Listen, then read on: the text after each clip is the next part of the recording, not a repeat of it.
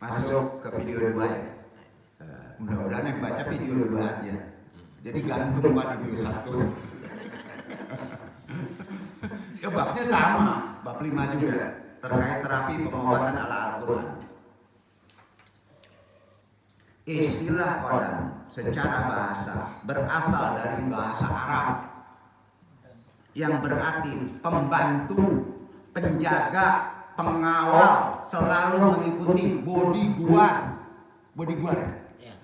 Bisa disewa, bisa dibayar. Ya, kalau antum kepepeng kan? Satpam. Nah, dalam bahasa Arab, pembantu rumah tangga, sopir, tukang kebun, satpam disebut qadam. Nggak percaya, tanya orang Arab. Betul? Itu dia. Jadi kalau supir, qadam. Pembantu, qadam. Polisi, kalau belum ada qadamnya, belum sempurna. Kira-kira apa? Yang bantunya pistol. Dia ada pistol, teng. Kalau ini ilmunya kurang. Betul kan? Qadam sebaiknya disembunyikan. Duduk. Aden Pak Qadam. Kacau. Orang sekarang kacau, Pak. Aku Pak Qadam kok. Kacau. Kalau nggak paham tuh. Ya supir itu. Bantu. Obat qadam. Bantu untuk sembuh. Ya. Kalau qadamnya benar. Kalau qadamnya nggak benar, bikin rusak kan? Rusak. Ya. Namun yang kandung kaji sekarang, perkara qadam ini dalam kajian andung ini adalah penjaga yang didatangkan dari dunia gaib, ya, yang didatangkan dari gaib untuk manusia, bukan untuk benda bertuah. Sepakat? Karena kalau benda bertuah nanti larinya tarikannya ke sihir. Mempelajarinya membuka aja haram. Ya? Bisa dikatakan didatangkan dari rahasia urusan ilahiyah yang terkadang banyak diminati oleh sebagian kalangan ahli mujahadah. Dengan melakukan fahriyah. Hati-hati orang mereka niatnya ingin dapat qadam. Keren nih. Tapi caranya sering nggak benar. Banyak para ahli mujahadah justru qadamnya itu disuruh oleh korinnya. Ini kacau nih. Nah ya, sengaja berburu qadam dengan sungguh-sungguh.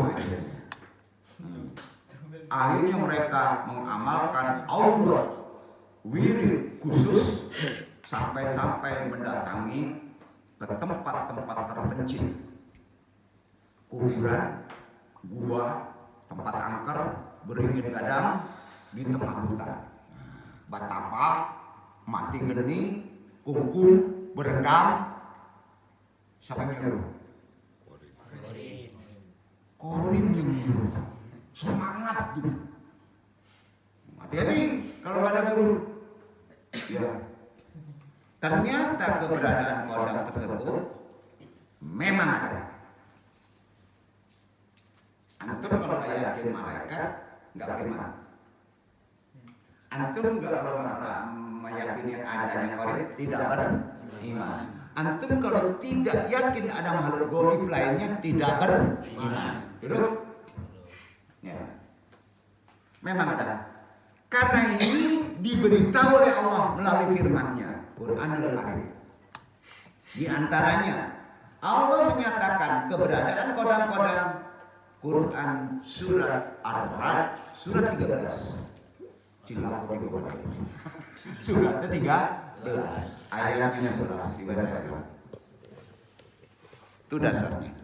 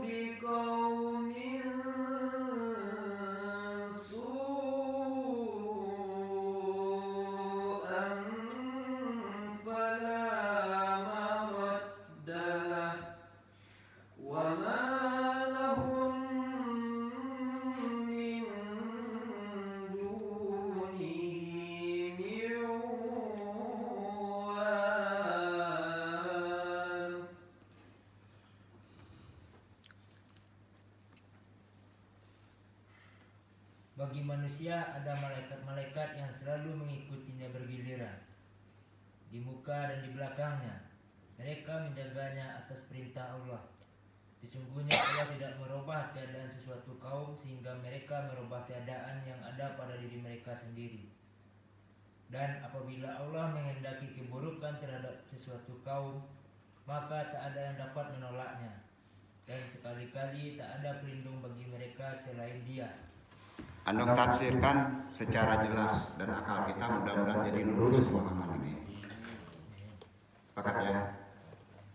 Gini.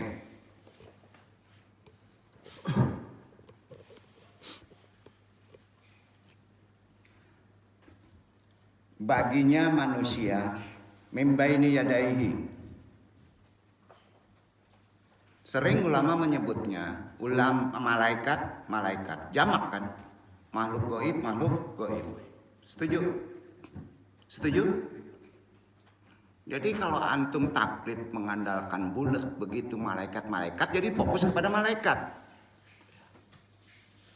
Disebut gak malaikat? Malakuti? Tidak kan? Setuju?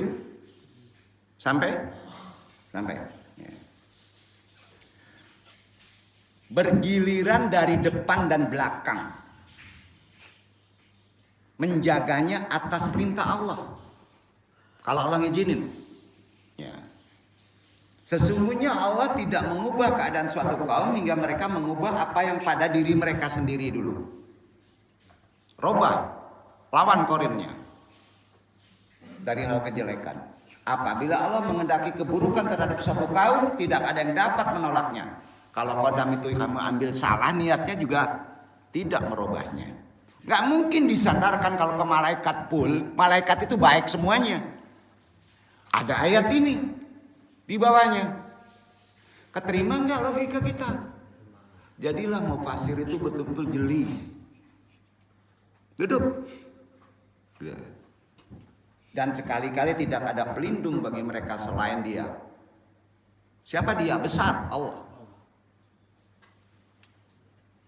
Mim wal.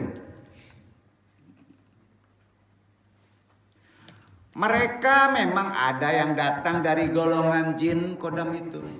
Dan ada juga dari golongan malaikat. Dan ada juga dari golongan makhluk gaib lainnya. Namun barangkali pengertiannya yang berbeda pada kondisi orang sekarang. Kan mesti dijelasin. Nah, karena kodam yang diterangkan dalam Al-Quran itu bukan berupa kelebihan atau kesaktian yang timbul dari basyirah. Bukan diartikan dalam kesaktian seperti apa yang banyak orang sebut untuk mencari kodam supaya jadi sakti. Melainkan berupa sistem penjagaan perlindungan terkait dengan ikhtiar antum. Naturalnya kalau Allah ikhlas bisa tidak mendengar pada yang sifatnya natural terhadap korin saja, antum sudah terlindung daripada yang lainnya. Baru ke malaikat. Malaikat tidak akan bekerja kalau lawannya masih bekerja. Duduk ini. Nah. Karena itu penjagaan itu kuatkan. Kalau iman kuat, masih penjagaannya juga bagus. Amal soleh, buah ibadah secara benar, ikhlas, itu yang disebut hidayah kegoiban. Hidayah artinya hadiah. Kodam datang, malaikat menjaganya, antum tidak akan merasakannya. Atau bisa juga disebut karomah. Apa namanya? Karomah. Jadi orang-orang wali, orang-orang ulama itu tidak mengejar karomah. Dia melakukan keikhlasan aja. Karena itu berupa hadiah akan nongol sendiri. Duduk. Kodam akan ada sendiri.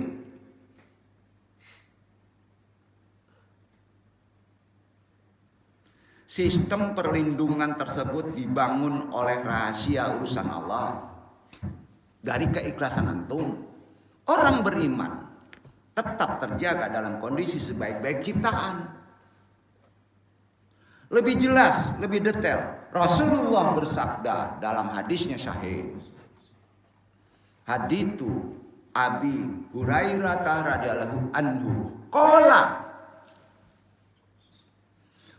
Rasulullah sallallahu alaihi wasallam, innallaha idza ahabba abdan da'a Jibril faqala inni uhibbu fulanan fa ahabu qala fayuhibuhu Jibrilu summa yunadisi as-samai fayaqul innallaha yuhibbu fulanan fa ahibu fayuhibuhu ahlu syama qala summa yudallahul qabulu fil ard rawahul Bukhari wa Muslimun. Artinya hadis Abu Hurairah radhiyallahu anhu berkata, Rasulullah sallallahu alaihi wasallam bersabda, sesungguhnya Allah apabila mencintai seorang hamba memanggil malaikat Jibril dan berfirman, sungguh aku mencintai orang itu, maka cintailah ia. Maka Jibril mencintainya. Kemudian malaikat Jibril memanggil di langit dan mengatakan, sungguh Allah telah mencintai orang itu, maka cintailah ia. Maka penduduk langit yang bersifat gaib mencintai kepadanya. Kemudian seseorang tadi ditempatkan di bumi di dalam kedudukan dapat diterima oleh orang banyak. Itu qadam yang benar. Hadis riwayat Bukhari Muslim. Hadis lainnya, perhatikan. Haditsu Abi Hurairah radhiyallahu anhu anna Rasulullah sallallahu alaihi wasallam qala yata'aqabuna fikum malaikatun bil laili wal malaikatun bin nahari wa yasta'imuna fi salatil fajri wa salatil asri summa ya rajulul ladina batu fikum fayas'aluhum rabbuhum wa huwa ala bihim kaifa tarakum aibadiyya faqulun tarakanahum wa hum yasulun wa atayanahum wa hum yasuluna. Artinya hadis Abu Hurairah radhiyallahu anhu, sesungguhnya Rasulullah sallallahu alaihi wasallam bersabda, mengikuti bersama kalian malaikat penjaga malam dan malaikat penjaga siang, dan mereka berkumpul di waktu sholat fajar dan sholat asyar. Kemudian mereka bermalam dengan kalian, kemudian naik kembali ke langit. Rabb bertanya kepada mereka, padahal sesungguhnya Dia lebih mengetahui keadaan mereka. Di dalam keadaan apa hambaku engkau tinggalkan? Tegur setelah balik lagi itu kodam malaikat. Kenapa engkau tinggalkan? Mereka menjawab, mereka kami tinggalkan sedang dalam keadaan sholat, dan mereka kami datangi sedang dalam keadaan sholat. Hadis riwayat Bukhari Muslim. Jadi sampai di sini udah 2 hadis, 1 Al-Quran. Percaya enggak kodam? Kalau itu ada di tubuh kita. Tapi khusus. Tidak pun antum meminta kodam, antum sudah diberi perlindungan. Kalau antum tidak mendengar kata-kata korin yang membawa kesesatan. Siapa yang mengaji kodam? Nggak usah jauh-jauh. Minta aja batu cincin mantul. Kira-kira gitu. Itu jangan diamalin. Ya. Setiap yang mencintai pasti menyayangi, setuju? Setiap yang mencintai pasti menyayangi, setuju? Setuju. Sang pencinta diminta apapun tidak pasti akan menjaga, melindungi orang yang disayang. Nggak diminta juga kalau dia mencintai antum tetap dijaga. Nggak dibayar pun tetap dijaga. Betul kan? Nah, manusia walaupun tanpa susah mencari kodam, ternyata sudah mempunyai kodam-kodam. Ya. Begitu sayangnya Allah. Bahkan sejak dilahirkan ibunya, kodam itu ada dari golongan malaikat. Betul kan? Dan ada golongan makhluk gaib lainnya. Sayangnya disuruh tidur. Karena antum sering mendengarkan kodam kesesatan. Betul? Kan gitu bahasanya. Gak enak aja ya. Nah, kenyataannya gitu. Yaitu makhluk gaib kodam berdampingan sebenarnya, tapi sering rehat. Ya, nah, ini selalu mengikuti tuannya sebetulnya, dan bersedia melakukan perintah mereka kalau antum cintainya. Nah, artinya dalam hal ini berbeda dengan makhluk qarin. Kalau makhluk qarin lebih cenderung kembaran manusia. Fitrahnya begitu, naturalnya begitu. Tetap bersifat buruk. Nempel terus pada namanya manusia. Itu atas perintah Allah. Hal ini sudah kita bahaskan di bab sebelumnya. Iya. Di risalah terapi pengobatan ala Quran ini kan. Kan itu permasalahannya. Meski sama-sama bersifat gaib, kodam dalam Islam berbeda dengan jin setan. Dalam bahasa Arab, tadi sudah dijelaskan, kodam mengandung arti pembantu, penjaga, pengawal, bodyguard. Jadi perbedaan jin qarin dan kodam intinya, kesimpulannya. Kalau ingin buat tesis kan harus ada kesimpulan. Ya. Intinya antara keduanya terletak pada peran dan fungsi mereka. Jin qarin menjadi pendamping setiap manusia sejak lahir sampai mati. Sedangkan kodam hanya melekat pada orang tertentu saja dan bisa muncul karena usaha tertentu yang mereka ikhtiarkan. Walaupun ada kodam yang tetap dari lahir untuk mengimbangi qarin tadi yang disebut malaikat. Tapi sayangnya malaikat ini tidak akan bekerja kalau antum cenderung bekerja kepada jin qarin tadi bisikannya. Sepakat? Biasanya dipelihara jin yang dipanggil lagi itu. Biasanya bukan jin aja makhluk gaib ini. Hanya sebagai alat, ingat, hanya sebagai alat oleh manusia untuk tujuan tertentu. Entah hal itu bersifat baik atau bersifat buruk. Betul kan? Pertanyaannya dari Andung sekarang begini. Apakah kita boleh memelihara kodam dalam tujuan baik? Tolong dijawab. Itu aja. Ini kan penting. Ini penting. Apakah boleh kita berikhtiar mengambil kodam dalam tujuan baik? Boleh.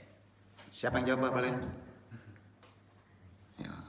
Gini, kita bahas ya.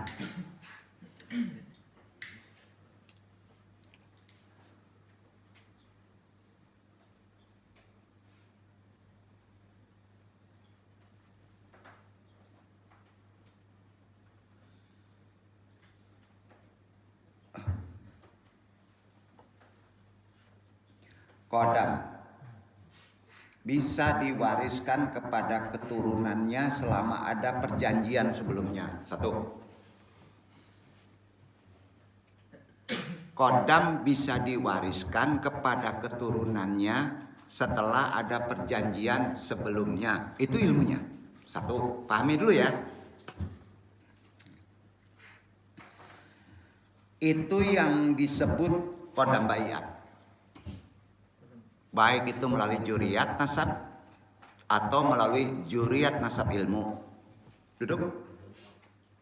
Tapi dia harus ada perjanjian sebelumnya yang di atasnya. Maka kodam tersebut akan hadir membantu kepada pewarisnya. Sepakat? Itu sebabnya memelihara kodam dalam ajaran Islam. Tadi kan pertanyaannya, bukan sesuatu yang baik. Duduk. Bukan sesuatu yang baik. Ya. Karena dikhawatirkan kalau seorang muslim tidak paham ilmunya, tidak ada petunjuknya, tidak ada gurunya, akan terjerumus menggunakannya pada hal yang buruk. Sepakat? Namun memelihara kodam bukan sesuatu hal perbuatan syirik, bukan. Sepakat? Memelihara kodam bukan perbuatan syirik, itu hanya sebagai alat kalau sudah berilmu. Dasar dalilnya mana? Allah berfirman, Quran surat Al-Anbiya ayat 82. Baca. Itu dia dasarnya. Yang Andung sampaikan itu.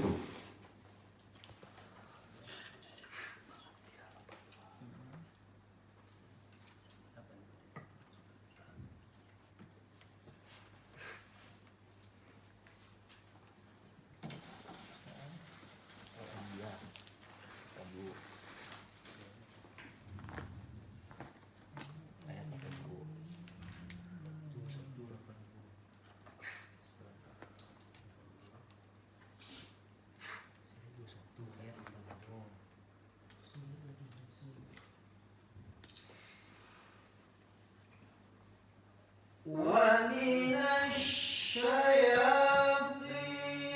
من يغوصون له ويعملون عملا دون ذلك وكنا لهم حافظين.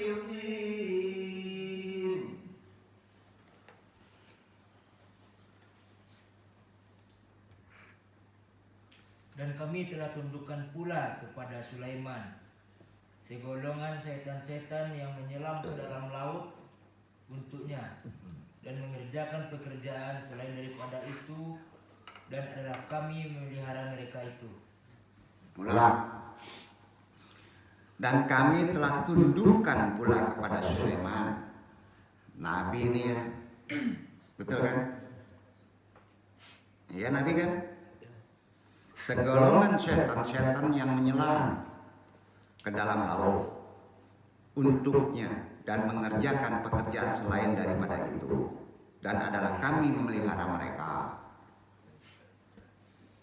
Kan memelihara, dipelihara. Antum boleh melihara kodam, Nabi juga boleh, ya. Karenanya seseorang yang memelihara kodam dianggap akan memiliki kemampuan berkomunikasi dengan makhluk gaib. Awal kaji tadi. Di antara makhluk gaib adalah jin. Sayangnya orang muslim di Indonesia nih ya, masih beranggapan percaya selalu hanya untuk kepentingan kehidupan di atas dunia saja. Ada ulangan. Jadi yang namanya kodam keturunan atau kodam warisan, baik itu melalui juriyat maupun melalui juriyat ilmu, ada 4. Ada berapa?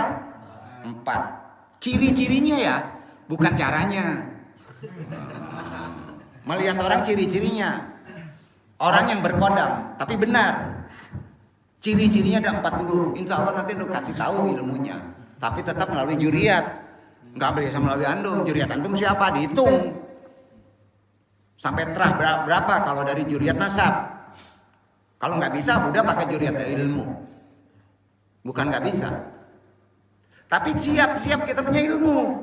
Siap-siap banyak menyingkirkan bisikan waswisu wisulu rinas dari korin. Kalau enggak bermasalah. Oleng. Nah, bingung nanti. Nah, karena 2 perintah kan. Ya. Ada 4 ciri-ciri orang yang berkodam. Mudah-mudahan enggak buka cuki ya. Yang gini nih. Dilihat dari tanda-tanda cirinya sebagai berikut. Tunjukin aja 4 dulu ya. Sebenarnya ada 7. Kalau bikin ditambah 3 lagi dia kacau, bikin jelas, buka nanti. 1. Terlihat dari kepekaan batinnya. Ini beda dengan indigo, nggak sama dengan indigo. Indigo namanya istidraj. Duduk, jangan disatukan dengan itu. Peka batinnya, umumnya yang memiliki kodam kepekaan batinnya sangat tinggi. Seperti melihat hal yang kasat mata. Ini tidak termasuk orang-orang indigo ya, itu perbedaannya. Duduk. Kedua, terlihat dari pola berpikirnya. Itu ciri-cirinya yang kedua. Perhatikan saja pola berpikirnya. Kalau kita berbaur, umumnya punya pola berpikir lebih dewasa, lebih bijaksana dari usianya. Ada orang yang masih muda banget, bijaksana. Kalau udah tua, bijaksana wajar. Jadi beda orang pola berpikirnya, tidak dewasa, umumnya di mana? Orang yang tidak dewasa walaupun udah tua, keras kepala. Itu tidak berkodam. Sampai nggak? Maksudnya paham?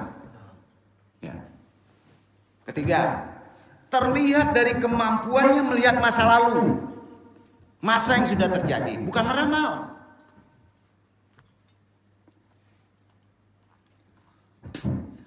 Kodam adalah makhluk gaib yang sudah ada sejak masa yang sangat lama. Dari runut-runut juriat sampai ke 17 sampai 20.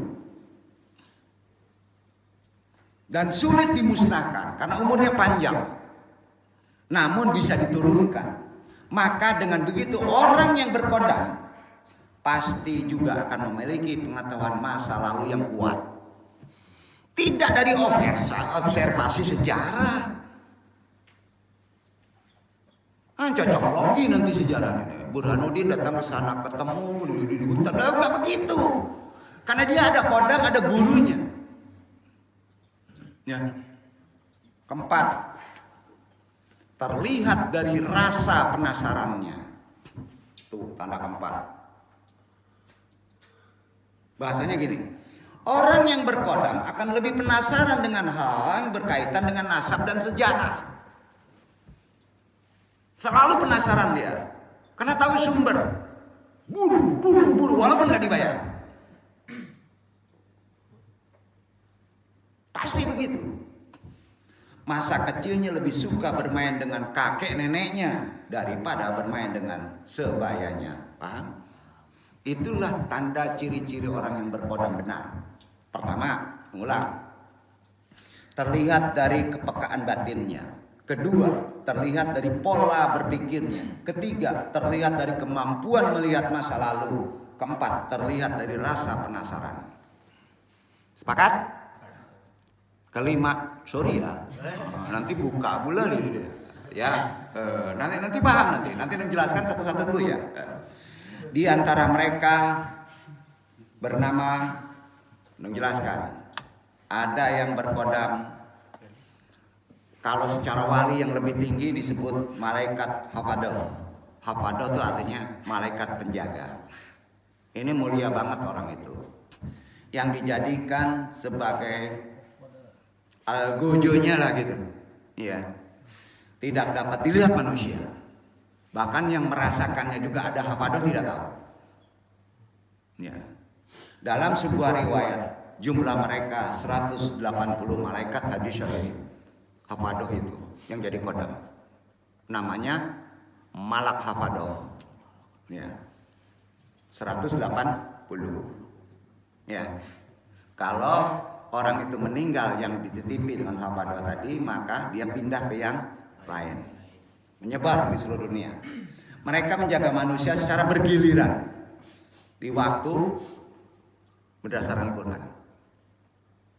2 tempat yang berbahaya dalam hidup waktu: asyar dan subuh. Asyar dan subuh. Maka diperintah di Jumat itu asyar, tolong ada doa khusus, ya. Dan hari lain subuh. Jangan tidur, jangan tidur. Nggak dibantu pun kodam, nggak punya pistol antum. Gitu bahasanya. Ya, itu perintah Nabi. Tidur udah subuh, bingung antum. Itulah sistem penjagaan dari Allah yang banyak orang nggak tahu.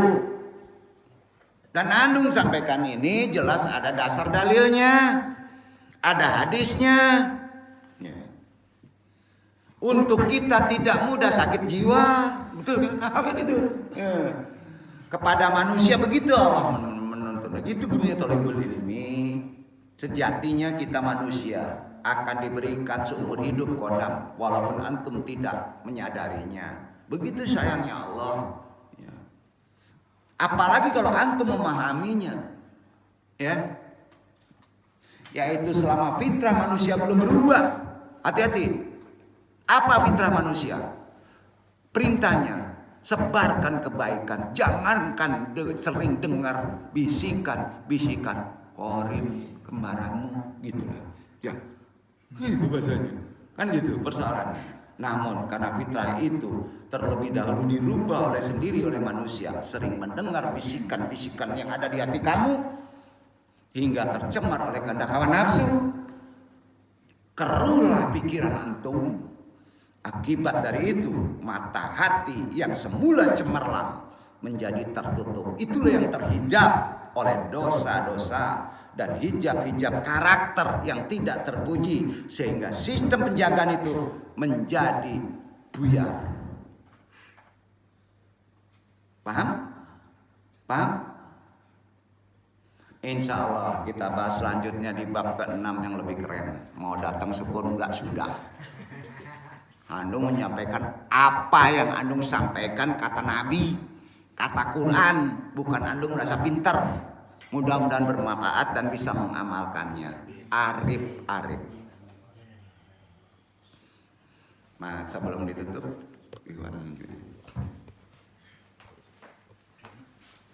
dipakai hari Jumat, waktu sholat Jumat nggak boleh dipakai yang lain. Ya, insya Allah. Ada yang boleh nggak dipakai? Kalau ada acara penting sebaiknya dipakai. Insya Allah ada maksudnya. Wabillahi taufiq wal hidayah, mudah-mudahan bermanfaat. Wassalamualaikum warahmatullahi wabarakatuh. Waalaikumsalam.